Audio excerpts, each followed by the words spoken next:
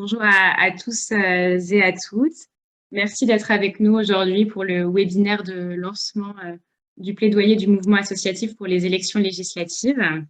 Donc déjà, avant de commencer, je vais vous donner les quelques règles de fonctionnement de ce webinaire. Premièrement, je vous demande si c'est possible de couper vos micros pour ne pas gêner l'animation et les prises de parole des participants. Également, si vous avez des questions à poser, le chat est à votre disposition. Ces questions seront retransmises à l'oral à la fin du webinaire. N'hésitez pas à les inscrire et nous, on les recensera au fur et à mesure.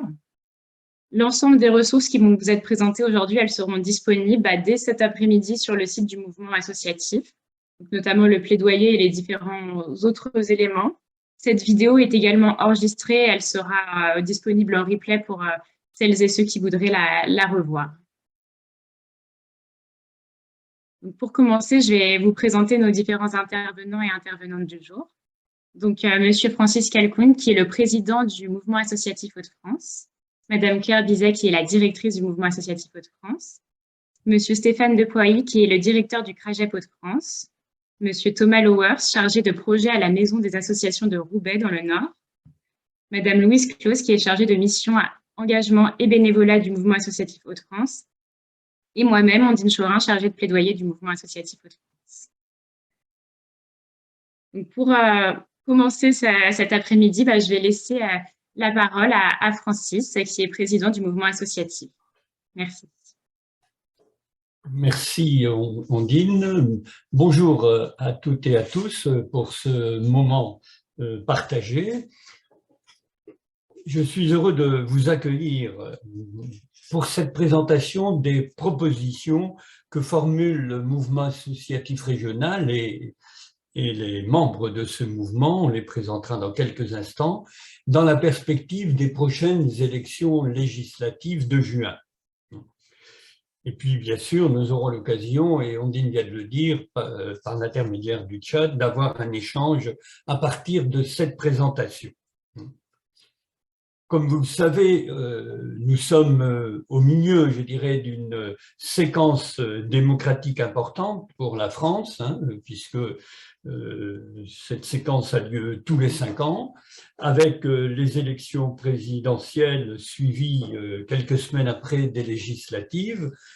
Les élections présidentielles se sont tenues donc, au mois d'avril, le deuxième tour il y a 8 jours.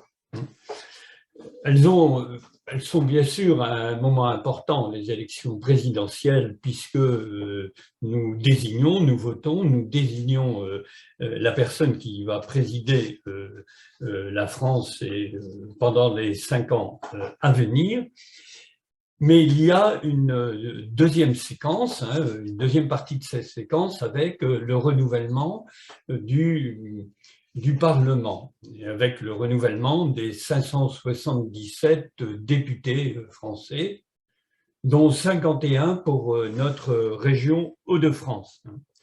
Bon, vous le savez, on ne va pas insister, développer ça, mais vous connaissez l'importance aussi de ces élections législatives, qui ne sont pas qu'un accessoire ou qu'une appendice, puisque nous allons désigner les députés, c'est-à-dire les personnes qui vont représenter les différentes circonscriptions de la France et qui vont les représenter au Parlement. Ce sont ces députés qui vont discuter, voter les lois au niveau national, à la fois des lois qui peuvent concerner tel ou tel champ de la politique menée en France, à la fois, bien évidemment, derrière ces lois vont déterminer en grande partie les conditions de vie des uns et des autres et les conditions de travail en commun des uns et des autres, qui vont définir aussi des règles de la vie en commun. Une des manifestations importantes de cette responsabilité des parlementaires est bien évidemment le vote du budget qu'on va retrouver à l'automne prochain, et qui fait l'objet de longues discussions tous les ans. Et avec raison, puisque l'ensemble des orientations s'inscrivent dans les moyens qui sont dégagés au niveau budgétaire. Donc, un moment qui est important de la vie démocratique et de la démocratie représentative dans notre pays. Ces députés qui votent les lois, qui donnent les grandes orientations, ne sont pas hors sol.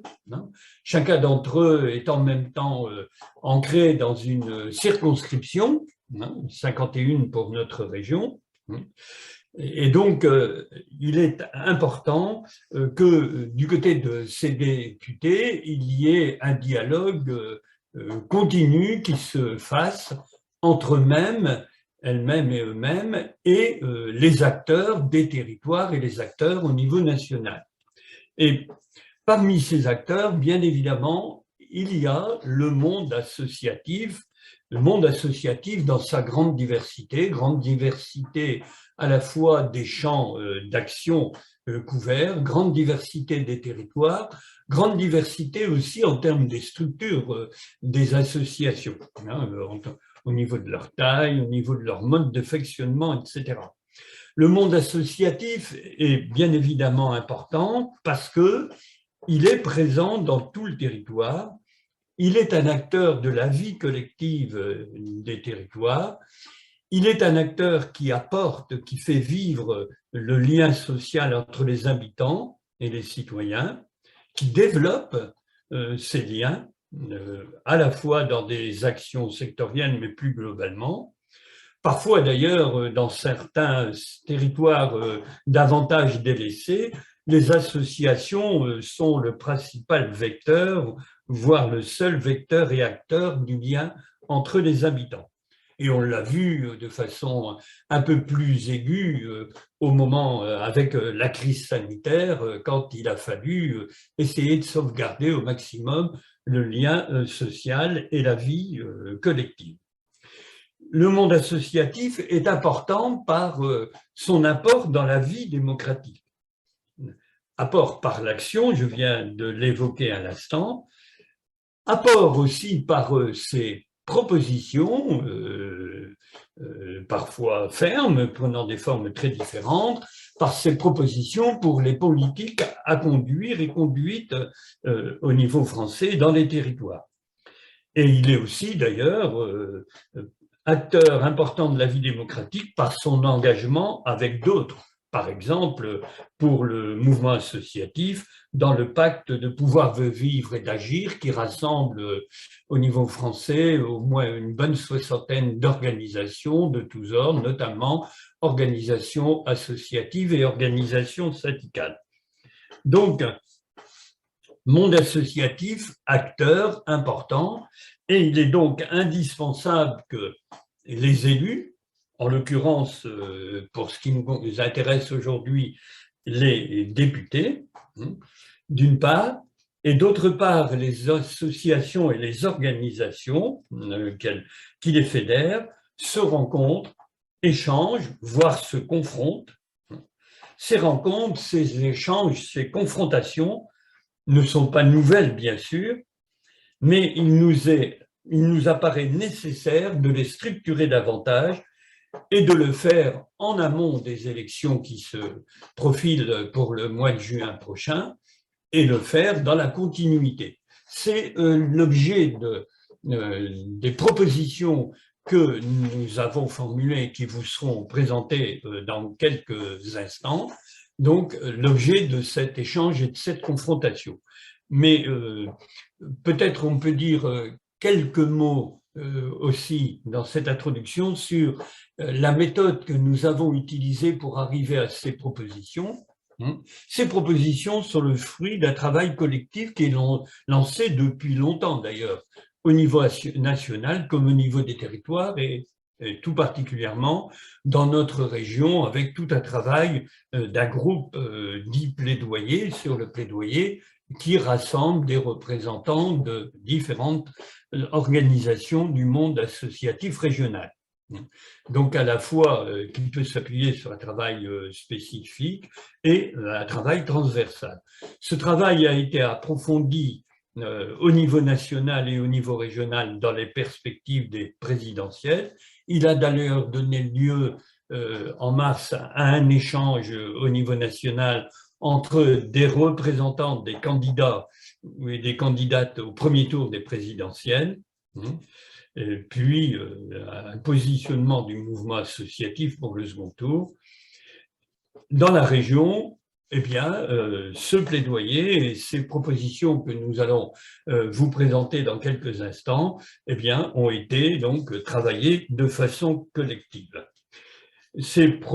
Voilà donc les propositions, mais peut-être est-il nécessaire de redire quelques mots de présentation du mouvement associatif et de ses membres, et je passe la parole à Claire Bizet. Merci Francis, bonjour à tous et à toutes. Le mouvement associatif des Hauts-de-France est la structure associative qui a vocation à représenter et à porter la voix des associations à l'échelle de la région Hauts-de-France. Elle est constituée elle est elle-même constituée de réseaux associatifs, donc qui sont structurés soit par grands secteurs d'activité, soit plutôt sur des logiques territoriales. Elle couvre, enfin les réseaux membres du mouvement associatif couvrent à peu près tous les champs dans lesquels les associations sont actives aujourd'hui. Ça va du sport en passant par la jeunesse, l'éducation populaire, l'appui aux familles, le médico-social. Je ne vais pas toutes les citer, vous avez les logos qui apparaissent à l'écran. Peut-être dire quelques mots, mais vraiment très rapides, des fonctions du mouvement associatif et aussi expliquer un peu ce qu'est une tête de réseau, ça peut être utile. Le mouvement associatif, je le disais, il a vocation à structurer la voix des associations au niveau régional et à porter la voix des associations auprès des décideurs publics sur les sujets qui sont transversaux à la vie associative et qui sont donc constitutifs du modèle des associations, c'est-à-dire, on va les voir par la suite, mais les questions d'engagement bénévole, les questions de financement des associations, les questions d'emploi pour celles qui sont employeuses, et puis les questions d'évaluation et de dialogue avec les partenaires publics. Le mouvement associatif a vocation à développer et à mutualiser des ressources sur ces sujets pour aider toutes les associations avec ses membres et à travailler aussi au plus près des territoires. Peut-être en quelques mots dire ce qu'est une tête de réseau. Une tête de réseau, c'est un rassemblement, une fédération d'associations, en général, qui se regroupent soit sur des logiques sectorielles, soit, je l'ai dit, sur des logiques plus territoriales. La première fonction, c'est une fonction de plaidoyer, c'est ce qu'on fait aujourd'hui d'une tête de réseau. C'est plutôt d'appuyer, de soutenir, de faciliter le dialogue des associations avec les décideurs publics. Et puis de faire en sorte que les politiques publiques qui s'appliquent dans leur champ d'activité soient les plus pertinentes possibles et les plus concertées possibles. Elles ont pour fonction de mettre en réseau, d'animer les acteurs associatifs et par là de rompre aussi l'isolement que peuvent ressentir certaines petites associations. Enfin, elles sont là aussi pour appuyer, apporter de l'expertise sous forme de formation, de production de documentation pour aider les associations dans leur démarche au quotidien. C'est aussi une expertise qu'elles peuvent mettre au service des partenaires. Et enfin, elles pilotent aussi des projets avec pour ambition de faciliter l'innovation sur les territoires et de faciliter aussi l'innovation sociale sur les territoires et sa diffusion. Voilà en quelques mots pour resituer un peu. Nous allons ensuite maintenant travailler plus directement sur la question des axes de notre plaidoyer. Et pour ça, je repasse la parole à Francis. Merci Claire. Donc, on le disait tout à l'heure, l'objectif général que nous visons avec cette présentation, mais derrière cela surtout avec tout le travail qui a été fait et les propositions que l'on va présenter bientôt, l'objectif c'est de développer des relations avec de proximité, de confiance avec les futurs députés. Au jour d'aujourd'hui, les élections n'ayant pas encore eu lieu. Je vous l'ai dit tout à l'heure, ça nous paraît important de le faire en amont des élections. Bon. Nous avons eu dans les années passées jusqu'à aujourd'hui des relations plus ou moins suivies selon les moments avec les élus de notre région, les élus parlementaires, puisque c'est l'objet d'aujourd'hui. Mais bon, nous ne savons pas quels seront les 51 élus du 19 juin prochain pour la région, mais il nous paraît important d'avoir ce contact et cet échange de façon développée avec les candidats, qui ne sont pas encore tous connus d'ailleurs au jour d'aujourd'hui, loin de là, et qu'ils seront sûrement dans les prochains jours et les toutes prochaines semaines, donc de le faire, en tout cas il nous fallait préparer cela en amont.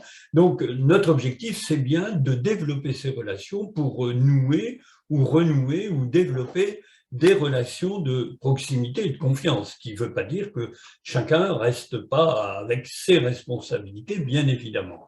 Alors, pour ce faire, nous disposons d'une part, bon, il y a d'abord le plaidoyer autour de 4 axes qu'on va présenter bientôt. Donc, ce document de plaidoyer existe, il est disponible, il est accessible. On vous rappellera sûrement en fin de cette rencontre les modalités pratiques. Ce plaidoyer, bien évidemment, est un texte, mais un texte aussi qui est illustré de telle sorte qu'il soit, je dirais, plus accessible éventuellement, plus facile d'accès, avec un plaidoyer en images qui sera d'ailleurs en partie utilisé, ce plaidoyer en images, dans la présentation de cet après-midi. L'échange d'aujourd'hui, la présentation d'aujourd'hui et les échanges auxquels ça donnera lieu seront repris puisque le webinaire pourra être accessible dès la fin de cette rencontre. Mais l'objectif dans les propositions que nous avons formulées, que l'on va présenter, l'objectif du dialogue que nous aurons avec les candidates et les candidats dans les prochaines semaines, c'est bien d'échanger sur ces propositions et de faire en sorte que le plus possible de candidates et de candidats s'engagent sur un certain nombre d'orientations, ou au moins des grands axes d'orientation. Donc voilà à la fois ce que nous voulons faire aujourd'hui et aussi, bien évidemment, ce que nous allons faire dans les prochains jours et dans les prochaines semaines. Alors, 4 axes. 4 axes, je vous l'ai dit, présentation très rapide avant de rentrer beaucoup plus dans les détails. 4 axes. Le premier axe concerne le travail de partenariat entre élus et associations. Bon, les élus, bien évidemment, définissent les politiques publiques et les moyens qui leur sont attribués à ces politiques, mais on le sait, les politiques, pour avoir prise sur la réalité, pour avoir plus de pertinence, elles ne le sont que si elles s'appuient sur les réalités et les expertises des différents acteurs qui travaillent dans les territoires et qui travaillent dans les champs concernés par les politiques. Parmi ces acteurs, eh bien, il y a évidemment le monde associatif, on l'a dit tout à l'heure, et les organisations qui apportent à la fois des connaissances, de l'expertise, parce qu'ils sont engagés sur les territoires. Donc, premier axe, il s'agit de développer finalement des concertations approfondies entre élus et réseaux associatifs dans une démarche de confiance, de franchise, mais de liberté des uns et des autres. Une des conditions de ce travail partenarial réside en la solidité des partenaires, et pour nous, du partenaire associatif. À cet effet, les politiques de soutien de la vie associative sont importantes, sont essentielles, et elles doivent s'inscrire dans la durée pour permettre de consolider la structuration du monde associatif. C'est là l'objet du deuxième axe qui vous sera présenté. Une dimension majeure, première même, de la vie associative, évidemment, réside dans l'engagement des bénévoles. Les bénévolats est central et premier dans la vie associative. Il est le fondement d'ailleurs de la vie associative si on se rapporte à la fois à la loi de 1901 et surtout à la pratique et à la réalité.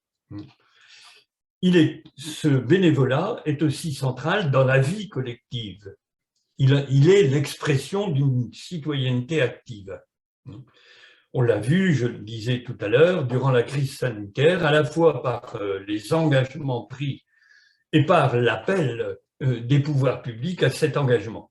Mais parfois aussi par les vides qui se creusaient quand ce bénévolat était freiné ou empêché. La volonté d'engagement des citoyennes et des citoyens est parfois freinée par toutes sortes de contraintes. Et c'est le troisième axe formule dans ce sens-là des propositions pour mieux reconnaître, soutenir et permettre le développement de l'engagement bénévole. Enfin, le quatrième axe de propositions s'intéresse à la reconnaissance de la vie associative dans ses spécificités. Il s'agit de compléter les propositions précédentes, renforcer la capacité à agir des associations en s'attaquant aux freins organisationnels, aux freins administratifs qui restreignent cette capacité d'intervention et d'action et qui parfois sont un obstacle trop important. Voilà donc ces quatre axes et on va tout de suite démarrer avec la présentation du premier axe par Stéphane Depoy, à qui je cède volontiers la parole. Merci Francis. Bonjour à toutes et à tous. Merci déjà au mouvement associatif d'avoir proposé au CRAGEP de présenter ce premier axe.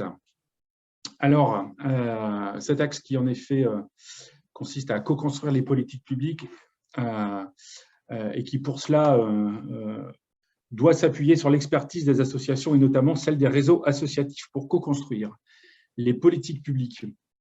Alors, comme petit mot de préambule, on peut dire qu'on constate depuis plusieurs années une espèce de rupture, de désenchantement et de défiance des citoyens vis-à-vis de la vie politique, mais aussi par un intérêt croissant à la vie démocratique, une espèce de paradoxe en fait.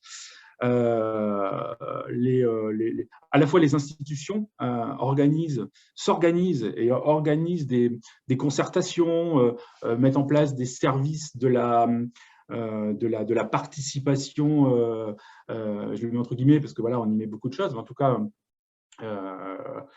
ou de la démocratie participative, voilà, on l'appellera comme on veut. Et à la fois, les citoyens s'organisent, soit en collectif informel, ou dans le cadre d'associations, ou des think tanks aussi qui voient le jour autour de la participation, le grand mot est lancé. Donc voilà, donc cette espèce de paradoxe démocratique depuis quelques années. Alors, pour répondre aux enjeux et du coup aux évolutions de notre société, nous, il nous semble impératif d'inclure et de faire participer les citoyens dans les processus de concertation et de décision. Alors, Ondine, ce n'est pas tout de suite encore. Ça sera après l'exemple. Merci, tu vas trop vite. Une société démocratique n'est pas seulement celle où les citoyens exercent leur droit de vote. Alors, on le voit, on parlait tout à l'heure du coup de distanciation, on le voit bien avec l'abstention notamment. C'est aussi une société qui met en place des processus de consultation, de participation et de co-construction avec les acteurs qui structurent la parole et l'expertise citoyenne, les associations. Alors, quelques chiffres, un Français sur deux, fait plus confiance aux associations qu'au pouvoir public pour gérer les urgences sociales. Un autre chiffre, 2/3 des Français ont confiance dans les associations comme acteurs de la démocratie. Présentes sur différents champs de la vie des Français, ce sont 1,5 million d'associations, 1,5 million associations qui agissent au quotidien dans différents domaines. Claire l'a dit tout à l'heure, le sport, la culture, l'éducation populaire, la solidarité, la santé, la vie locale, le tourisme, l'éducation, la formation, etc., etc. Dans les Hauts-de-France, ce sont 97 600 associations actives estimées et 3,5 milliards d'euros de masse salariale pour plus de 200 000 salariés associatifs. C'est quand même des chiffres importants, c'est toujours bien de le rappeler, on pèse. Il est de la responsabilité, nous estimons en tout cas qu'il est de la responsabilité des élus d'intégrer pleinement les associations dans la construction des politiques publiques.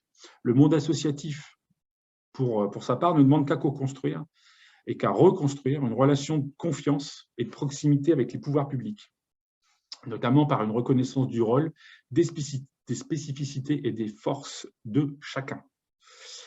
Donc, donnons corps à un nouveau contrat partenarial entre pouvoir public et associations au service de l'intérêt général. Alors, en ce sens, en 2016, si on fait un focus évidemment dans les Hauts-de-France, il y avait eu l'organisation des assises régionales de la vie associative. Ça avait constitué une première étape très intéressante, avec des pistes d'action, notamment associer les réseaux des représentants de la vie associative dans les circonscriptions dès le début. Clarifier le rôle de chaque partie prenante à cette co-construction et être transparent sur le processus de décision. Et du coup, dans le but de passer d'une logique de validation d'une politique construite par les élus à une véritable construction collective des politiques publiques. Nos propositions, à l'aube de cette nouvelle mandature face aux fractures et défis que nous ont rappelé les campagnes électorales de ces dernières semaines, la vie associative est une force sur laquelle les pouvoirs publics doivent s'appuyer. Nous demandons donc, comme première proposition, la mise en place de processus de consultation et de co-construction avec les associations dans l'ensemble des étapes de construction de toutes les politiques publiques. À cet effet, en fait, nous demandons que soit élaborée une loi d'orientation afin de renouveler les processus de concertation et de décision publique qui portent notamment sur la mise en place de processus de consultation et de participation co-construits avec les acteurs associatifs, en veillant à leur représentation dans toutes les instances et dans l'ensemble du processus de construction des politiques publiques, et ce, dès la phase d'élaboration, et en organisant la concertation avec les associations dans des conditions qui permettent effectivement leur contribution. Le mouvement associatif Hauts-de-France souhaite obtenir la reconnaissance de la vie associative en tant que sujet transversal de l'ensemble des politiques publiques portées par les élus. Deuxième proposition, nous demandons la déclinaison systématique des chartes d'engagement réciproque, outils structurants du dialogue partenarial au niveau territorial et sectoriel. À cet effet, nous demandons de structurer le partenariat entre pouvoirs publics, État et collectivités territoriales, et les associations à travers la signature de cette charte. Nous demandons en outre la modification de l'article 12 de la loi du 24 août 2021 afin de remplacer le contrat d'engagement républicain par une référence à cette charte des engagements réciproques afin de marquer la nécessité de construire une relation de co-responsabilité entre les associations et les pouvoirs publics. Troisième proposition et dernière, l'appui à la structuration associative par la reconnaissance et le soutien des unions et des fédérations d'associations comme lieu de démocratie, de concertation, de mutualisation, d'expertise, d'action, de production de richesses sociales et sociétales et de représentation. À cet effet, pour maintenir cette innovation associative, nous demandons aux futurs députés de poursuivre la structuration de l'accompagnement des associations à travers un fort renforcement du soutien aux têtes de réseaux associatives. Ces têtes de réseau fédèrent les associations ayant une activité d'échelle locale puis régionale sous forme de coordination, fédération ou même de collectif. Elles constituent également un centre de ressources et de partage d'expertise et de connaissances. Les réseaux associatifs sont essentiels dans le maillage du tissu associatif et constituent des interlocuteurs privilégiés pour les élus. Leur rôle de représentation fait d'eux des porteurs de la parole collective des associations et concitoyens qu'ils accompagnent. Voilà pour les trois propositions. Alors l'idée, c'était aussi d'illustrer, c'était un peu la proposition du mouvement associatif. Du coup, là, c'est la diapo qui propose d'illustrer un exemple d'une initiative de co-construction de politique publique ou de partenariats voilà, entre collectivités et associatifs. Alors, on va parler, voilà, au nom du CRAGEP, c'est toujours plus simple de parler quand même de ce qu'on fait. Donc, présenter très rapidement, je n'ai pas trop regardé le timing, je pense que je suis bon, Ondine, je te regarde, c'est à peu près ça, on est bon. Du coup, quelques minutes pour vous présenter Provox, qui est une démarche de dialogue structuré. Alors, peut-être rappeler ce qu'est dialogue structuré. Dialogue structuré, c'est une méthode qui vise à améliorer l'efficacité des politiques publiques en favorisant le dialogue avec les citoyens et la société civile dans la conception, la mise en place, le suivi de celle-ci. Vous voyez, on est en plein dans le thème. Voilà. Donc, en fait, c'est en novembre 2015, l'Union européenne a adopté une résolution qui a invité les États membres à établir des stratégies nationales et ou régionales pour assurer la participation politique des jeunes en s'inspirant des principes du dialogue structuré. En 2016, suite à cette résolution qu'avait pris pour le coup la France, avait adopté pour le coup, le CNAGEP a mis en place un dialogue structuré et co-anime le dialogue structuré en France. Il a fait appel aux différents CRAGEP des régions pour voir si ça les intéressait. Et donc, on a été, nous, les premiers en France, le CRAGEP Hauts-de-France, à dire, nous, ça nous intéresse, on va mettre en place une action. Donc, depuis 2017, on accompagne la participation citoyenne des jeunes de 15 à 30 ans pour contribuer à l'amélioration des politiques publiques en région. Et cette action, pour le coup, est financée, cofinancée par le Conseil régional, la Drages Hauts-de-France et l'agence Erasmus+ Jeunesse et Sport, qui ont vu, pour le coup, une initiative intéressante à soutenir. Cette action s'appelle Provox, d'où le joli logo que vous voyez à l'écran. En janvier 2017, l'État a inscrit dans l'article 54 de la loi Égalité et Citoyenneté que les politiques publiques en faveur de la jeunesse menées par l'État et les régions font l'objet d'un processus annuel de dialogue structuré entre les jeunes, les représentants de la société civile et les pouvoirs publics. C'est désormais dans la loi depuis 5 ans maintenant. En mai 2017, la région Hauts-de-France, dans cette délibération cadre jeunesse, a défini en engagement transversal associer la jeunesse à l'élaboration des politiques publiques en leur faveur. Donc voilà, on voit l'évolution déjà là en quelques années de cette question. Donc Provox, pour faire un zoom rapidement là sur ce qu'on mène, Provox, elle vise, comme je vous le disais, à porter la participation citoyenne des jeunes dans notre région et de contribuer, pour le coup, aux politiques publiques. 3 axes complémentaires, nous, qu'on a définis. C'est l'organisation de festivals régionaux, festival régional annuel maintenant, tous les 2 ans, et parce qu'on soutient aussi les festivals locaux. Ce sont du coup des événements participatifs qui permettent de permettre aux jeunes et aux représentants publics, élus ou décideurs, en tout cas décideurs publics, de discuter et autour de préoccupations des jeunesses, de ce qu'ils vivent, pour venir amender, améliorer, proposer des propositions politiques, tout simplement, pour améliorer leurs conditions dans le cadre de politiques publiques, de futures politiques publiques, ou renforcer des politiques publiques déjà existantes.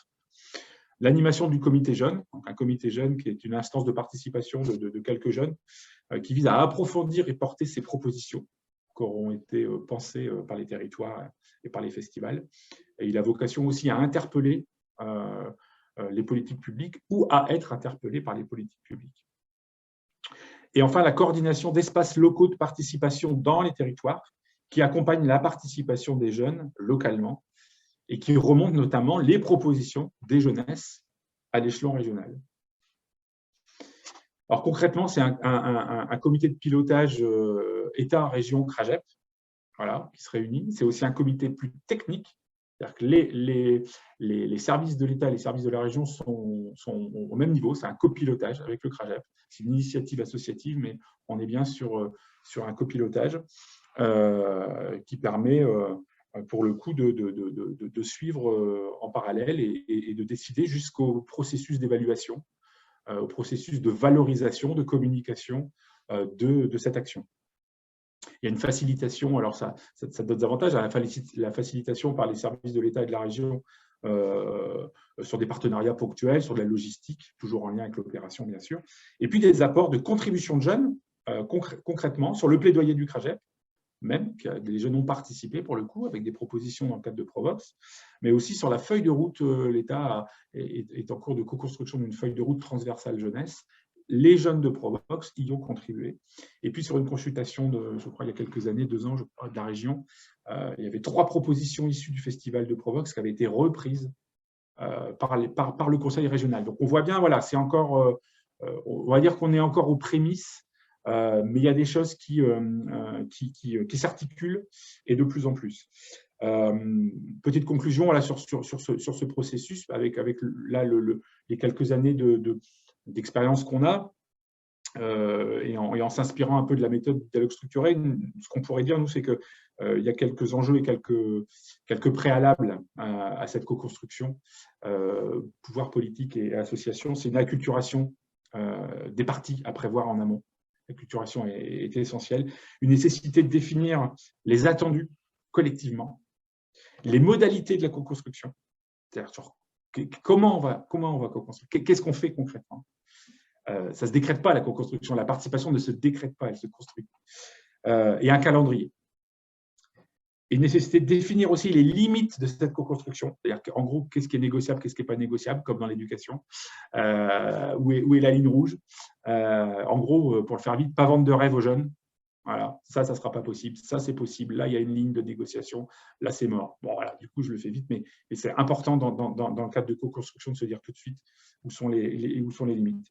Et puis, évidemment, une transparence et une confiance des deux côtés. Sinon, évidemment, le partenariat ne fonctionne pas bien.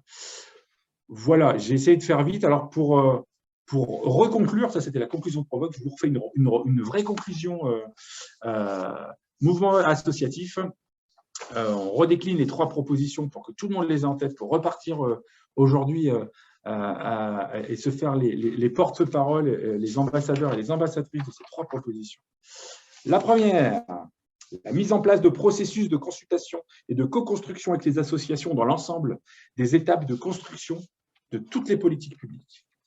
La deuxième, la déclinaison systématique des chartes d'engagement réciproque, outils structurants du dialogue partenarial au niveau territorial et sectoriel. Et la troisième, l'appui à la structuration associative par la reconnaissance et le soutien des unions et fédérations d'associations comme lieu de démocratie, de concertation, de mutualisation, d'expertise, d'action, de production de richesses sociales et sociétales et de représentation. Voilà, merci pour votre écoute et j'espère avoir respecté le timing. Je passe la parole à Thomas pour la suite. Merci beaucoup Stéphane et merci au mouvement associatif qui orchestre cette démarche. Merci également à celles et ceux qui nous suivent et qui, nous l'espérons, relayeront à la fois les messages et militeront pour que la vie associative soit vraiment à l'agenda parlementaire sur la prochaine mandature. C'est tout l'enjeu de cette phase de plaidoyer. Alors moi, j'ai la chance de vous présenter l'axe 2 de ce plaidoyer, qui est très esthétiquement appelé pour la reconnaissance d'une économie humaine au service de l'intérêt général. Plus prosaïquement, ce que nous demandons, c'est la mise en place d'une politique de soutien à la vie associative sur le temps long, donc durable, pérenne. Alors, cette politique passe selon nous par 3 points principaux. D'abord, le renforcement du FDVA, le Fonds de développement à la vie associative, j'y reviendrai. La réaffirmation de la subvention comme outil d'investissement pour l'intérêt général, deuxième élément. Troisième point, le soutien à l'emploi associatif et à sa création à travers une politique dédiée. Alors, en premier lieu, le FDVA, Fonds de développement à la vie associative. Alors, pourquoi le renforcer? Je vous présente tout d'abord un petit tableau. Alors, ce n'est pas des chiffres du FDVA, ce sont des chiffres nationaux édités par Viviane Tchernonog et le CNRS. J'aime toujours repartir de ces éléments-là, même s'ils sont un peu lourds, pour vous montrer à quel point la vie associative en France est hétéroclite. On n'est pas sur des structures monolithiques, hein, bien loin de là. Si on prend les associations qui ont moins de 10 000 € de budget, ça représente 80% des structures à peu près. Et si on compare à celles qui représentent de 200 000 à plus de 500 000 €, on est sur 2,6%. Donc en gros, 75% des assos détiennent 4% de l'ensemble des budgets, 2,6% des associations, à l'inverse, détiennent 80% des budgets. On voit qu'on est sur des structures très différentes, avec des modèles économiques également très différents. Dès lors, pourquoi est-ce qu'on fait le lien avec le FDVA? Je passe à la slide suivante. Tout simplement parce que le FDVA, selon nous, est un dispositif qui répond à un besoin réel. 89%, donc là, ce sont des chiffres du FDVA dans le Nord, sur l'axe fonctionnement et innovation. Je parlerai après de l'autre axe sur la formation. Mais là, sur les chiffres du Nord pour 2021, 90% des demandes ont été faites par des assos qui ont de 0 à 2 salariés en équivalent temps plein. Donc, on est bien sur la cible des toutes petites structures qui représentent 4% de l'ensemble du budget associatif français. 77% des demandes à travers ce fonds de développement à la vie associative ont été soutenues. Donc, ce dispositif, selon nous, encourage les associations à déposer des demandes puisqu'elles se rendent compte que c'est accessible pour elles. Elles obtiennent. On n'a jamais des taux d'acceptation aussi hauts sur les autres dispositifs de financement. Alors, le soutien financier moyen, il est de hauteur de 2 175 € par dossier. C'est là aussi énorme. Si on revient sur notre cible initiale, les petites et moyennes associations, on voit bien que 2 000 € sur une asso qui a un budget moyen inférieur à 10 000 €, c'est très conséquent. Ce sera une goutte d'eau pour une asso qui a plus d'1 million d'euros de budget, mais sur les petites et moyennes assos, ce dispositif est efficace et très important. Également, le FDVA, ce qui nous semble intéressant, et on reroute avec la proposition que présentait Stéphane précédemment, la co-construction des politiques publiques, ce FDVA repose énormément sur un réseau d'experts et d'accompagnateurs issus du monde associatif qui soutiennent une démarche de politique publique et qui vont être fortement mobilisés pour que les petites et moyennes assos puissent accéder à ce financement-là. Voilà pour les points de bilan, donc un dispositif efficace. Également, on voit en 2022, si on prend les grandes masses budgétaires, 330 000 € dédiés à la formation des bénévoles. Ça, c'est l'axe 1 du FDVA, c'est le volet historique, former les bénévoles. On constate depuis plusieurs décennies une technicisation, une complexification de la vie associative, une montée en charge des dossiers administratifs, ce qui nécessite des compétences. Pour cela, il n'y a pas 36 solutions. Il faut former ces bénévoles à pouvoir porter leur structure. Donc, évidemment, cet axe 1 du FDVA est nécessaire. Nous pensons que 330 000 € de budget pour les Hauts-de-France sur le volet formation, c'est bien, mais pas suffisant. Donc, évidemment, nous appelons à ce qu'au niveau national, nos élus puissent militer pour un renforcement de cette enveloppe dédiée à la formation. Deuxième point, sur l'axe 2, fonctionnement et innovation, on voit qu'il y a 1,55 million d'euros qui ont été dédiés à ce FDVA axe 2, plus un complément apporté via les comptes inactifs. Encore une fois, c'est bien, mais à l'heure actuelle, on pourrait encore augmenter le volume de financement, puisque à l'origine, en 2018, quand ce FDVA a été mis en place, seuls 2/3 de l'enveloppe qui était initialement dédiée aux députés a été basculée sur le FDVA. 1/3 a été basculé sur d'autres fonds. Ce qui est demandé à travers ce plaidoyer, c'est que les futurs parlementaires, les futurs élus de la nation puissent compléter pour arriver à ce qui était la base de ce financement initialement dédié aux députés quand le fonds du développement à la vie associative a été mis en place. Donc ça, c'était pour le renforcement du FDVA. Deuxième point, la réaffirmation de la subvention comme outil d'investissement au service de l'intérêt général. Alors, plusieurs éléments, toujours issus du CNRS, comparaison de 2005 à 2017. Déjà, le premier point, on voit que les financements publics n'ont cessé de décroître. Ils étaient majoritaires dans la part du budget des associations en 2005. Ce n'est pas le cas aujourd'hui puisque c'est seulement 44% de l'ensemble des budgets associatifs. Deuxième point sur lequel je voulais insister, c'est la part croissante des usagers dans le financement des assos. On voit, c'est passé de 32% en 2005 à 42% aujourd'hui. C'est problématique. Pourquoi? Parce que les associations ont par nature vocation à toucher l'ensemble des publics. Si aujourd'hui on demande à des publics bénéficiaires, notamment sur des projets d'action sociale, d'inclusion, de lutte contre les inégalités, de financer eux-mêmes les actions pour lesquelles ils sont bénéficiaires, on marche sur la tête. Ça ne peut pas fonctionner. C'est une évolution qui ne tiendra pas la route. Et en plus de ça, on voit que la commande publique, qui était de moitié moindre que la subvention publique en 2005, est aujourd'hui supérieure aux subventions publiques. Là aussi, c'est pas juste un jeu de vase communicant, c'est une révolution complète dans la façon dont on perçoit les financements associatifs, puisque la subvention publique, par nature, c'est une liberté accordée à l'association pour mettre en place un projet qui est cohérent avec sa volonté globale d'action. La commande publique, c'est une demande de la puissance publique d'avoir une réponse par des associations ou d'autres acteurs territoriaux pour répondre à une demande qui émane de la collectivité ou de l'État. Donc là encore, en termes de liberté d'action, on est moins bien que sur la subvention. Toujours sur les chiffres, la slide suivante va aller dans le même sens. Ça me semble parlant sur le graphique que nous avons à gauche. Les recettes d'activité des assos ne cessent d'augmenter dans la part des financements des budgets associatifs, alors que les subventions publiques décroissent. Ça vient conforter ce que l'on dit. les recettes d'activité ne peuvent pas être l'unique locomotive des financements associatifs.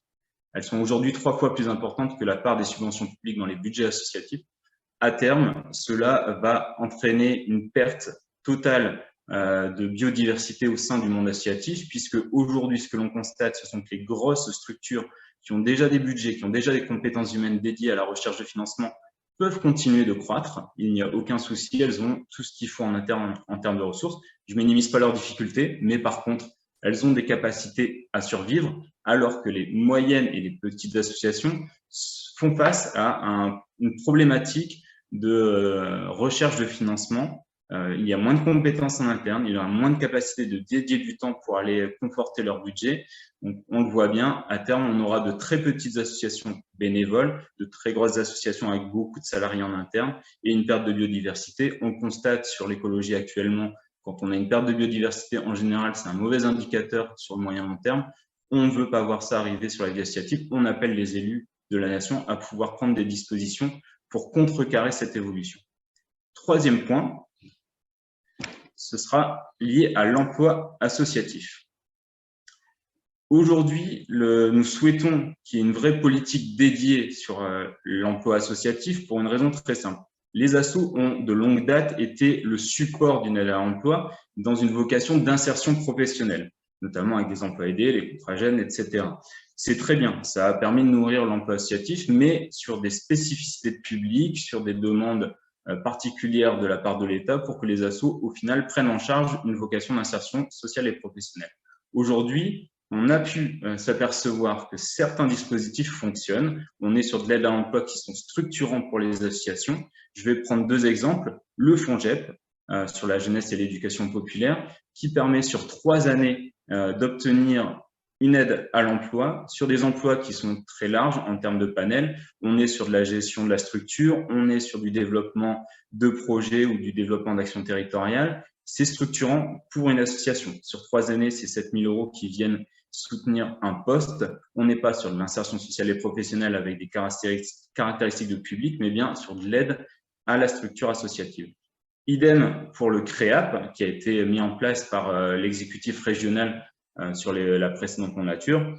Ce CREAP, c'est 4 années de soutien à l'emploi pour un poste qui va se créer, aide dégressive, et qui va permettre à une association, dans une vision pérenne, de structurer son poste en interne via un accompagnement, via une participation des réseaux associatifs d'experts qui ont la capacité d'aider ces assos qui sont bénéficiaires à intégrer la fonction employeur, à rechercher des financements et à prévoir le moyen long terme. Pourquoi ces 2 dispositifs sont selon nous hyper intéressants? D'une part, c'est presque une co-construction, alors au moins une co-animation des dispositifs entre le monde associatif via ces réseaux et le mouvement associatif qui a pris toute sa part, et les différentes collectivités ou les services de l'État. Donc, c'est un premier bon point. Deuxième point, c'était toujours du pluriannuel. On pouvait se projeter sur 3 ans, 4 ans. Et c'est là l'un des termes forts de cet axe 2 que nous promouvons, c'est la pluriannualité des aides. Pareil pour la subvention. À l'heure actuelle, je reviens sur mon axe précédent, mais la subvention nécessite une convention d'objectifs pluriannuels pour des assos qui bénéficient de plus de 23 000 € de soutien financier par une collectivité ou par l'État. On sait très bien que ça ne touche que quelques associations si on reprend le tout premier graphique que je vous ai montré. Pour l'instant, ce n'est pas la norme. Il faudrait que ça devienne une norme, un soutien pluriannuel via une convention d'objectifs entre les collectivités ou les assos bénéficiaires, ce qui permettrait de ne plus passer par des appels à projets annuels où les assos doivent redemander systématiquement, relancer de nouvelles activités, mais plutôt de prévoir sur 3 ans, 4 ans, un projet, une activité, une action structurante pour le territoire et pour l'asso elle-même sans qu'elle n'ait à faire de pas de côté par rapport à son projet associatif, son cœur de métier. Voilà pour les 3 points, je les répète. Premier point, renforcer le FDVA. Deuxième point, réaffirmer la subvention comme l'outil de financement du monde associatif le plus structurant. Et troisième point, avoir une politique d'aide à l'emploi et à la création d'emplois associatifs réellement dédiée pour les assos et pas de l'insertion sociale et professionnelle, même si nous prendrons toujours notre part à cet objectif-là dans la société. Je vais maintenant finir ma prise de parole et passer la parole à Louise Closs du mouvement associatif qui va nous parler de l'engagement bénévole. Merci beaucoup. Du coup, je vais vous présenter l'axe valorisation de l'engagement bénévole. dans lequel l'objectif est de reconnaître et de soutenir l'engagement bénévole qui structure la vie associative. Donc l'engagement au sein des activités associatives est générateur de nombreux effets positifs pour la société. On en est tous convaincus, et il est vecteur d'implication citoyenne et il offre une alternative au chacun pour soi en faisant vivre le lien social. Donc ce sont 13 millions de Français et de Françaises qui sont bénévoles dans les associations. C'est beaucoup et ça peut l'être davantage pour faire vivre une véritable société de l'engagement. Les perspectives du développement du bénévolat sont multiples, elles reposent sur des choix libres et individuels avant tout. Et ces engagements volontaires peuvent être facilités par des politiques adaptées qui facilitent l'engagement de chacun et de chacune à toutes les étapes de la vie. L'envie de s'engager, elle est forte. 4 personnes non bénévoles sur 5 se déclarent prêtes à s'engager. Il est donc important de permettre à chacun et chacune de concrétiser ce souhait, quelle que soit son histoire familiale, son âge, son genre ou encore son niveau de diplôme. Il faut donc rendre visibles tous les bénéfices de l'engagement associatif et faire de son essor un enjeu transversal des politiques publiques en tant que vecteur de construction d'une société plus solidaire. Donc, je vais vous donner quelques chiffres clés en 2020, en essayant de ne pas trop vous assommer avec les chiffres, mais ça permet de faire un état des lieux du bénévolat en 2020. Donc, en 2020, c'est 12,5 millions de Français et Françaises bénévoles et plus de 130 000 volontaires en service civique. Un Français ou une Française sur 4 donne de son temps bénévolement. Et un Français ou une Française sur 3 cite les associations et leurs bénévoles comme les personnes clés sur qui compter sur son territoire. Dans les Hauts-de-France, en 2020, plus de 1 million de citoyens et de citoyennes sont engagés bénévolement. Donc l'engagement associatif, je le rappelle, est un acte libre et volontaire, comme l'écrit la loi du 1er juillet 1901, et il doit le rester. C'est la raison pour laquelle nous sommes opposés à toute idée de conditionnalité imposée entre versement de prestations sociales et exercice d'activités bénévoles. Donc pour illustrer, et avant de faire les propositions, pour illustrer la richesse de l'engagement bénévole, je voudrais mettre en avant l'enquête qui a été menée par l'URIOPS, donc l'Union régionale interfédérale des organismes privés sanitaires et sociaux, la CARSAT et l'ORVA, l'Observatoire régional de la vie associative, donc une étude à propos de l'engagement bénévole des retraités dans les Hauts-de-France. Alors, ces structures ont mené une enquête sur 1 an en collaboration avec l'Université de Lille, avec une partie d'analyse quantitative et une partie d'analyse qualitative qui visait à mieux connaître l'engagement des personnes retraitées en Hauts-de-France. Donc, ses formes, ses représentations, ses freins, ses leviers, etc., pour appréhender les motivations et les besoins des retraités face à l'engagement. Ce qui est intéressant, c'est que l'échantillon est très important puisqu'il y a eu plus de 13 000 répondants. Et on note que 65% des seniors sont engagés et 51% d'entre eux dans une association. Donc, plusieurs données intéressantes à relever de cette enquête. La première, c'est que 35% d'entre eux n'étaient pas engagés avant leur retraite. C'est donc le passage à la retraite, ce véritable changement de vie qui a déclenché leur engagement. Ensuite, quand on pose la question de l'épanouissement, de ce qui fait que les personnes restent engagées, les notions d'intégration, de reconnaissance, de valorisation de son engagement sont celles qui arrivent dans le top 3. Enfin, 40% des non-engagés se déclarent potentiellement intéressés par l'engagement. Donc, c'est une population sur laquelle et avec laquelle il est possible d'agir facilement. Enfin, je voulais relever les freins à l'engagement parce que je pense que c'est en soulevant ceci qu'on peut concrètement agir. Donc, les freins à l'engagement qui ont été mentionnés par l'ensemble des répondants sont différents puisque l'enquête a relevé plusieurs typologies d'engagés, mais c'est surtout le manque de temps qui est un des facteurs majeurs. Viennent ensuite l'importance des responsabilités qui sont endossées par les engagés et la méconnaissance des possibilités d'engagement autour de chez eux. Alors, le 28 avril dernier, donc la semaine dernière, l'ensemble des résultats a permis de concrétiser l'étude par une journée partenariale d'échange qui a rassemblé différents acteurs institutionnels, associatifs et des seniors engagés ou non pour réfléchir ensemble au soutien concret de l'engagement des nouveaux bénévoles et au renforcement des bénévoles qui sont déjà mobilisés en levant les freins et les difficultés qu'ils peuvent rencontrer.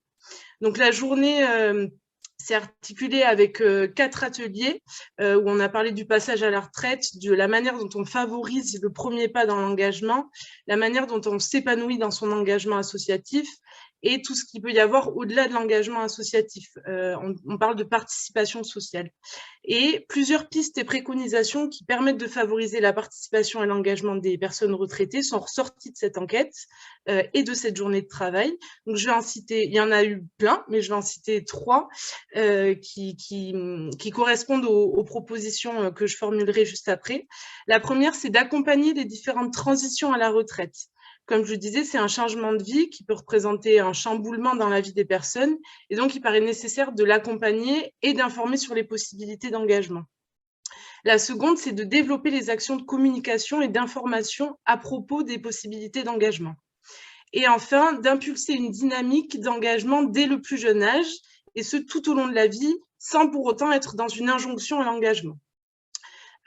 Donc ça, c'était pour le cas des personnes retraitées de l'étude qui a été menée. Je vais juste rapidement, avant les propositions, faire un petit focus sur l'engagement des jeunes. On parlait du manque de temps, qui est le frein principal dans l'étude qui a été menée. C'est également le frein principal à l'engagement chez les jeunes. Petit rappel à ce propos, l'engagement des jeunes n'a cessé d'augmenter. On passe de 35% de jeunes engagés en 2016 à 40% en 2020. Et avant la crise du Covid, le manque de temps restait donc le principal frein identifié par les jeunes à leur engagement bénévole, suivi par le manque d'occasion, comme c'est le cas pour les personnes retraitées. Mais pendant le confinement, on a constaté une levée de 2 freins majeurs, justement ce manque de temps, qui est largement moins cité comme un frein à l'engagement, et de la même manière pour le manque d'occasion. Donc on peut faire l'hypothèse que les jeunes ont sans doute disposé de plus de temps libre. Le lancement de certaines plateformes en ligne ou l'augmentation des sollicitations ont également pu générer des opportunités de s'engager. Donc maintenant, je vais passer à nos propositions. De la sensibilisation à l'engagement, à sa facilitation aux différentes étapes de la vie, les pouvoirs publics ont un rôle important à jouer aux côtés des associations sur les enjeux de leur participation au développement d'une véritable société de l'engagement et surtout à la reconnaissance de la place de l'engagement citoyen. Des dispositions solides sont à construire entre les associations, les pouvoirs publics ou encore le milieu professionnel. Et nous demandons donc aux députés de rendre accessibles toutes les formes d'engagement, avec notamment la mise en œuvre d'une politique d'accompagnement à la découverte et à l'expérience de l'engagement dès le plus jeune âge et tout au long des parcours de vie. Donc ça passe par un travail de concertation qui associe pouvoir public, acteurs associatifs, partenaires sociaux, sur l'articulation, le renforcement et la promotion des dispositifs et formes d'engagement existants. Ce travail doit se fonder sur une réalité observée et étudiée, en s'appuyant notamment sur les travaux de l'Observatoire régional de la vie associative, donc l'ORVA. La construction de ces différents parcours emmène à une réflexion sur 3 dimensions, celle de la vie scolaire, celle de la vie active et enfin celle de l'acquisition des compétences tout au long de la vie. Ces 3 dimensions doivent intégrer la question de l'accessibilité à tous et toutes à une expérience d'engagement, quel que soit le territoire de l'individu. Donc, dès le plus jeune âge, nous souhaitons organiser un dialogue durable entre l'éducation nationale et les acteurs associatifs pour favoriser l'engagement dans la vie scolaire, notamment à travers un travail sur les projets pédagogiques des établissements scolaires, pour qu'ils reconnaissent, qu'ils valorisent et qu'ils facilitent les expériences d'engagement des jeunes qui pourraient, par exemple, intégrer le remplacement du service national universel, donc le SNU, par un parcours d'éducation civique à l'école ou encore une semaine de stage en association afin de faire découvrir aux jeunes le bénévolat et l'emploi associatif. Ensuite, dans la vie professionnelle, la difficulté de conciliation entre vie professionnelle et engagement bénévole constitue un obstacle à l'engagement associatif pour de nombreux citoyens et citoyennes, et des dispositifs existent. Ils sont souvent des congés, mais ils semblent être relativement mal connus et pas toujours adaptés. Nous voulons donc avoir une évaluation de la façon dont ils sont utilisés et mobilisés pour identifier les éventuels freins à leur mise en œuvre et pour rendre plus lisibles les dispositifs de congés existants pour les bénévoles en activité. Et enfin, faciliter la reconnaissance des compétences acquises dans le cadre des activités bénévoles par la validation des acquis et de l'expérience acquise. Donc, pour conclure, nous souhaitons faciliter et reconnaître l'engagement de tous et toutes au sein des associations, puisqu'il est créateur de richesse, de cohésion sociale et vecteur de démocratie. L'engagement associatif doit être valorisé. Merci beaucoup pour votre attention et je donne la parole à Ondine. Merci beaucoup, Louise. Donc, moi, je vais vous parler de la reconnaissance de la vie associative et de ses spécificités. Donc, qu'est-ce que ces spécificités de la vie associative? On peut penser notamment au modèle non lucratif ou à la gouvernance bénévole.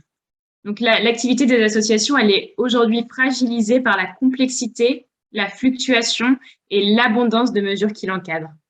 Au regard de ce que représente la vie associative en France, de ce que mes camarades vous ont présenté, en termes de mobilisation citoyenne comme d'activité économique, il est indispensable que les spécificités associatives elles soient mieux intégrées et prises en compte dans les textes et par les acteurs publics. Donc, afin d'illustrer la complexité des démarches administratives que doivent entreprendre les associations, je vais vous raconter 2 exemples concrets dont j'ai entendu parler récemment. Donc, il y a peu, j'ai rencontré un directeur de centre social en milieu rural qui a fait le compte sur une année du nombre de dossiers administratifs qu'il a eu à remplir. Bon, lorsque je parle de dossiers administratifs, j'englobe les dossiers de demande de subvention, de demande d'agrément, les bilans intermédiaires et les bilans finaux.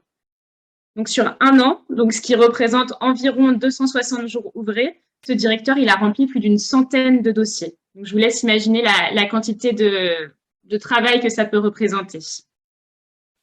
Face à ce large nombre de dossiers, il me semble important de rappeler que dans 93% des associations, les responsabilités, elles ne sont exercées que par des bénévoles. Et c'est ce qui me conduit à un deuxième exemple d'une autre association dans les Hauts-de-France qui, à cause de la charge administrative, a dû arrêter ses activités. Je m'explique, cette association, elle proposait des séjours, des journées à la mer pour des enfants de son territoire qui ne pouvaient pas y aller par eux-mêmes. Donc, les actions de cette structure, elles étaient entièrement portées par des bénévoles qui se sont heurtés à ces difficultés administratives et qui, en fait, ont perdu la joie d'accompagner ces enfants car ils passaient plus de temps à faire des papiers qu'avec les jeunes en activité. Nous constatons donc que les formalités de demande et de justification dans le cadre de certains dispositifs administratifs et financiers, tels que l'obtention d'agréments ou l'obtention de financement, elles sont disproportionnées et trop complexes pour en permettre l'accès à toutes les associations. De plus, certaines démarches et obligations demandées par les agents de la fonction publique sont inadaptées et mettent en difficulté les associations par méconnaissance des spécificités de leur modèle. Donc, nous demandons donc ici, dans cet axe 4, le renforcement de la capacité à agir des associations par une simplification du cadre réglementaire pour répondre aux spécificités des modèles associatifs.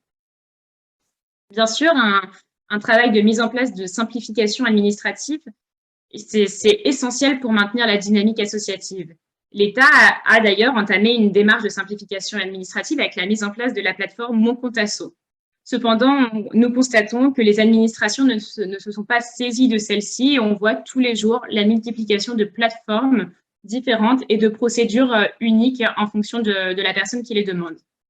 Afin d'être compris et accompagnés dans les démarches que nous entreprenons en tant qu'association, nous demandons la sensibilisation des agents de l'administration aux spécificités du modèle associatif et ceux de sa gouvernance, sur les sujets de gouvernance, de fiscalité, de financement, et nous demandons que ces agents et agentes puissent être formés de la formation initiale à la formation continue.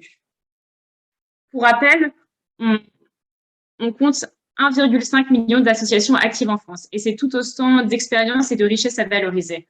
Donc, soutenir les associations dans leurs activités, c'est avant tout reconnaître leurs spécificités et rendre supportable leur prise de responsabilité.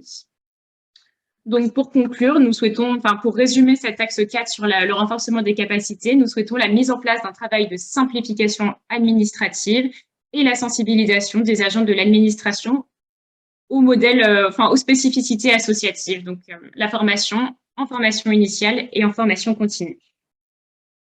Donc, je conclus à mon tour le 4e axe, et donc nous avons détaillé les 4 axes d'action que nous proposons aux députés dans le cadre des élections législatives. Et on a également, afin de concrétiser ces engagements et les prises de position des candidats, mis en place un outil et je laisse la parole à Claire pour vous le présenter.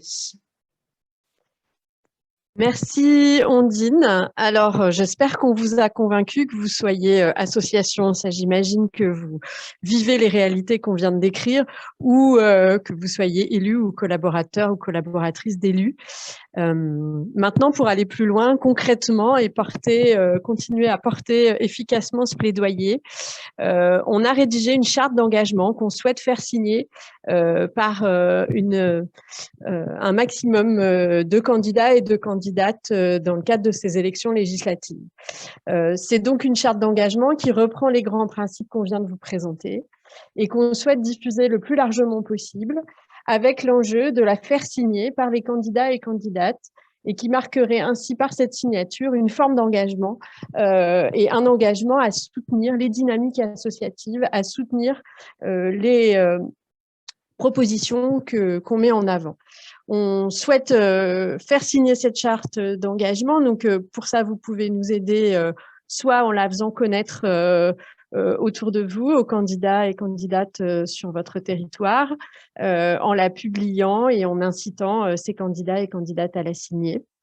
Dire que par cette action de plaidoyer, on souhaite aussi engager une relation de long terme avec ces élus, avec l'idée que tout au long de leur mandat, on puisse avoir un dialogue pour que dès lors qu'il y a des dispositions qui touchent les associations, eh bien, ils puissent voter ces dispositions en connaissance de cause et peut-être aussi soutenir des amendements qui soient favorables aux associations sur les territoires. Alors, je vais rappeler peut-être les 4 engagements qu'on demande à ces parlementaires. Le premier, c'est soutenir la mise en œuvre d'une relation de proximité avec les associations. Cette relation permet de s'appuyer sur l'expertise en fait, des acteurs associatifs et on pense, nous, que s'appuyer sur l'expertise des associations, c'est s'appuyer sur une expertise citoyenne qui va rendre les politiques publiques plus efficaces, mieux appropriées, plus pertinentes. Le deuxième engagement qu'on demande à ces parlementaires, c'est de soutenir dans la durée la création d'une loi pluriannuelle de soutien à la vie associative qui donne un cadre, encore une fois, sur la durée et qui donne un cadre d'action politique qui nous garantisse la prise en compte des questions vie associative dans la durée et qui nous garantisse d'avoir une politique publique durable sur la vie associative. Le troisième engagement, c'est de soutenir et de reconnaître l'engagement bénévole et donc d'engager cette réflexion avec les acteurs associatifs pour identifier les meilleurs moyens, les meilleurs outils de soutenir l'engagement bénévole au quotidien. Et enfin, le quatrième engagement, c'est de soutenir la mise en place d'un travail de simplification des démarches administratives qui reste absolument essentiel et nécessaire si on veut préserver la vitalité associative et la mobilisation des bénévoles. Voilà, vous retrouvez tous ces documents sur notre site et encore une fois, je vous encourage à les diffuser et à les partager au maximum. Merci.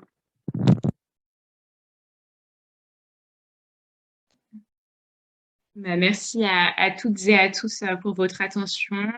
Si jamais vous avez besoin d'ailleurs de ces documents en format papier, que vous avez des rencontres de prévues avec des députés et que vous souhaitez les interpeller sur cette charte d'engagement, n'hésitez pas à nous contacter. Nous vous ferons parvenir ces documents pour signature. On vous invite aussi, si jamais vous obtenez les signatures de députés, à communiquer, enfin à les encourager à se photographier avec cette charte d'engagement pour que nous puissions communiquer sur les réseaux sociaux, pour rendre visible cet engagement est tangible. Et on communiquera bien sûr la liste des signatures au fur et à mesure de la campagne des législatives sur notre site internet ainsi que sur nos réseaux sociaux, comme je vous disais, avec les petites photos des signatures que nous recevrons. Donc, on avait prévu un temps de questions-réponses. Est-ce que certains d'entre vous ont besoin de plus de précisions sur certains points, souhaitent avoir plus d'éléments? Si c'est le cas, je vous invite soit à lever la main, soit à poser votre question dans la discussion et on sera ravis d'y répondre. Je vous laisse quelques minutes et peut-être qu'on a été extrêmement clair, mais c'est quand même des sujets très denses, donc je serais ravie de vous éclairer un peu plus.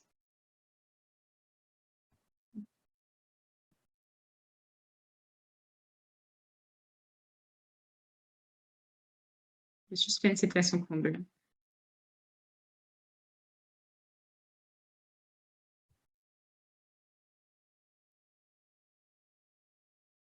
En attendant, je vous rappelle juste les différents documents de plaidoyer qui ont été développés. Donc, il y a un livret de 12 pages qui sera disponible bien sûr en format numérique comme en format papier et qui décline en détail les 4 axes que nous vous avons présentés. Une facilitation graphique, donc ce qu'on a appelé le plaidoyer en image, qui est un document recto verso ou 2 pages pour un PDF qui permet de voir le plaidoyer de façon visuelle, un peu comme une bande dessinée. Donc, si on a envie de plus d'informations, après, on peut ouvrir le document de 12 pages, mais dans un premier temps, ça rend l'information facilement accessible. Et ensuite, cette vidéo qui sera enregistrée et disponible sur notre site si certaines personnes veulent rattraper la séance. Et également, cette charte d'engagement dont on encourage la communication et la prise de position des élus. Nous, on va aller à leur rencontre sur les territoires durant la campagne des législatives pour les interpeller et essayer d'obtenir le plus de signatures possible. On espère une forte mobilisation autour de cette charte et on compte bien aussi continuer à la porter auprès des députés une fois élus, de nos 51 députés dans les Hauts-de-France. Moi, je n'ai pas l'impression qu'il y ait de questions. On reste à votre disposition pour la suite de l'aventure et si vous avez des questions qui émergent. Et je propose de laisser à Francis le mot de la fin, si cela te va. Merci Ondine.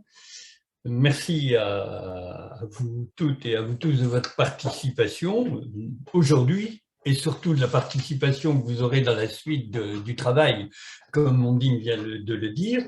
Merci à celles et à ceux qui ont organisé de façon plus précise cette rencontre d'aujourd'hui. Ma conclusion sera brève, je dirais 3 points. Bon, voici les propositions du mouvement associatif et des composantes du mouvement associatif, puisque, comme on l'a dit, ceci est le fruit d'un travail collectif. Ce que l'on peut dire, c'est que ces propositions, qui sont aussi des demandes d'ailleurs, elles expriment notre engagement, l'engagement des associations, notre volonté de répondre à la confiance que les citoyens portent dans les associations, confiance qu'ils expriment. Mais les volontés et les énergies existent, on l'a vu avec l'un ou l'autre des exemples. En fait, nos propositions visent à faire en sorte que les énergies puissent s'exprimer davantage pour justement avancer dans notre vie démocratique. La deuxième remarque, comme on l'a vu avec les quelques illustrations qui ont pu être faites, et nous en avons d'autres, nous ne partons pas de rien. Ce qui est proposé, ce qui est demandé est sûrement exigeant pour les pouvoirs publics, pour les élus, pour nous. Mais les illustrations qui ont été présentées montrent que c'est possible d'avancer. Elles font aussi apparaître les conditions et les voies de progrès et les exigences. À nous de répondre à ceci. Et troisième remarque, mais je ne fais que reprendre ce qu'Ondine vient de dire, maintenant il nous faut prendre, en tout cas du côté des associations, à la fois les grandes organisations, mais surtout et peut-être au moins autant sur le terrain, il nous faut prendre notre bâton de pèlerin, je dirais, pour aller auprès des candidates et des candidats aux prochaines élections, pour dialoguer avec elles et avec eux, et pour du coup, avec ce dialogue, leur demander de s'engager sur la charte qui vient d'être présentée. Ceci est notre travail à tous, et bien évidemment, les organisations associatives, et tout particulièrement le mouvement associatif, nous sommes à la disposition des candidates et des candidats pour un échange approfondi, et nous sommes à la disposition des associations pour avancer dans cette démarche. Et bien évidemment, nous espérons tous que ce dialogue nous permettra en effet d'avancer dans la vie de notre société, dans le débat public et dans la participation des associations à ceci. Merci à vous.